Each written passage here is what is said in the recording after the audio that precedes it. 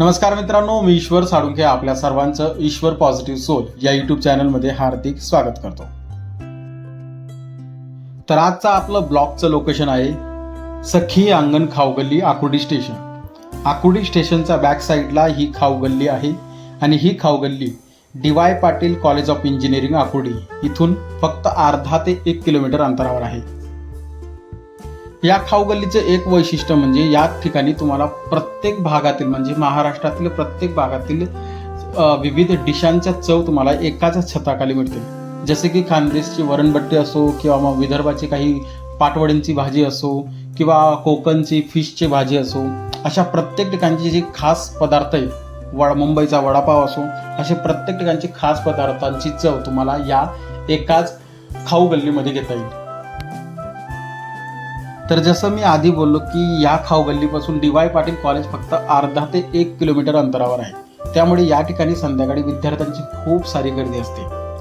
कुटुंबासोबत किंवा मित्रांसोबत किंवा फूड लव्हरसाठी ही एक उत्तम जागा आहे. इथे तुम्हाला misal pav, vada pav, panipuri, momos, sandwich, Chinese, juice, ice cream आणि अजून खूप काही मिळतं. या खाऊगल्लीमध्ये जे काही स्टॉल लावण्यात आले किंवा जे काही शॉप आहे ते फक्त महिला बचत गट यांनाच देण्यात आले आणि त्यांची सुद्धा एक खासियत आहे, ते प्रत्येक स्टॉल त्यांचे एक सेक्शन आहे आणि त्या प्रत्येक सेक्शनला किंवा भागाला त्यांनी आपल्या नद्यांची नाव दिली, जसे की मुळा, मुठा, इंद्रायणी, पवना, चंद्रभागा इत्यादी.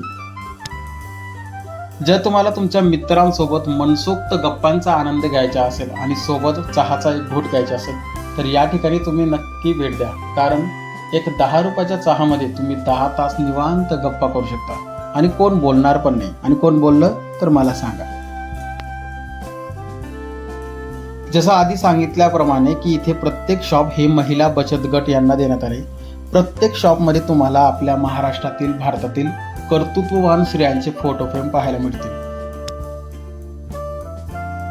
तर मित्रांनो, जर तुम्ही PCMC भागात राहिला असाल तर या खाऊगल्लीला एकदा नक्की व्हिजिट करा.